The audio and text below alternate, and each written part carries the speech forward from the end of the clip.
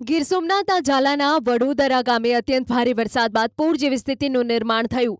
ચારે બાજુ પાણી ભરાયા છે, જેમાં કેટલાક બાળકો દોરડું પકડીને પાણી ઓળંગી શાળાએ જવા મજબૂર બન્યા છે.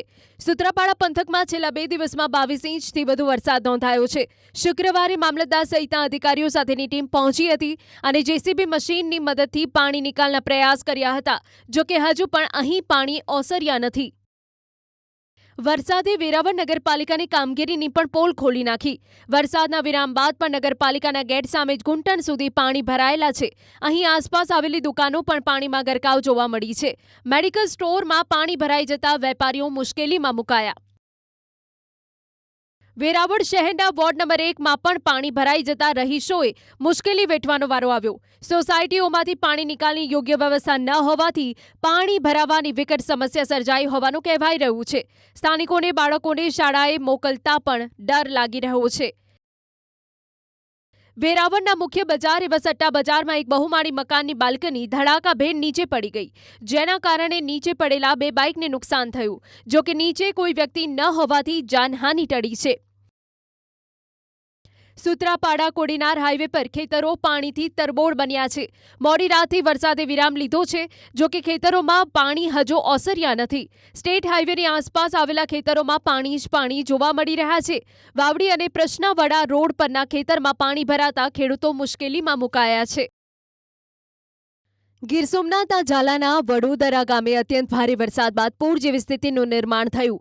ચારે બાજુ પાણી ભરાયા છે, જેમાં કેટલાક બાળકો દોરડું પકડીને પાણી ઓળંગી શાળાએ જવા મજબૂર બન્યા છે.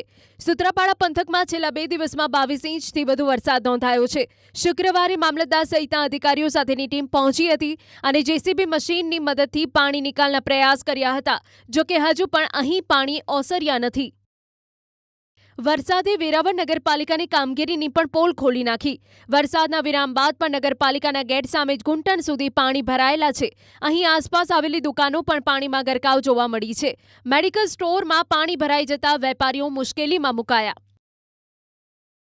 વેરાવળ શહેરના વોર્ડ નંબર 1માં પણ પાણી ભરાઈ જતા રહીશોએ મુશ્કેલી વેઠવાનો વારો આવ્યો. સોસાયટીઓમાંથી પાણી નિકાલની યોગ્ય વ્યવસ્થા ન હોવાથી પાણી ભરાવાની વિકટ સમસ્યા સર્જાઈ હોવાનું કહેવાઈ રહ્યું છે. સ્થાનિકોને બાળકોને શાળાએ મોકલતા પણ ડર લાગી રહ્યો છે. વેરાવળના મુખ્ય બજાર એવા સટ્ટા બજારમાં એક બહુમાળી મકાનની બાલ્કની ધડાકાભેર નીચે પડી ગઈ, જેના કારણે નીચે પડેલા 2 બાઇકને નુકસાન થયું. જોકે નીચે કોઈ વ્યક્તિ ન હોવાથી જાનહાનિ ટળી છે. સૂત્રાપાડા કોડીનાર હાઈવે પર ખેતરો પાણીથી તરબોળ બન્યા છે. મોડી રાતથી વરસાદે વિરામ લીધો છે, જોકે ખેતરોમાં પાણી હજુ ઓસર્યા નથી. સ્ટેટ હાઈવેની આસપાસ આવેલા ખેતરોમાં પાણી જ પાણી જોવા મળી રહ્યા છે. વાવડી અને પ્રશ્નાવાડા રોડ પરના ખેતરમાં પાણી ભરાતા ખેડૂતો મુશ્કેલીમાં મુકાયા છે.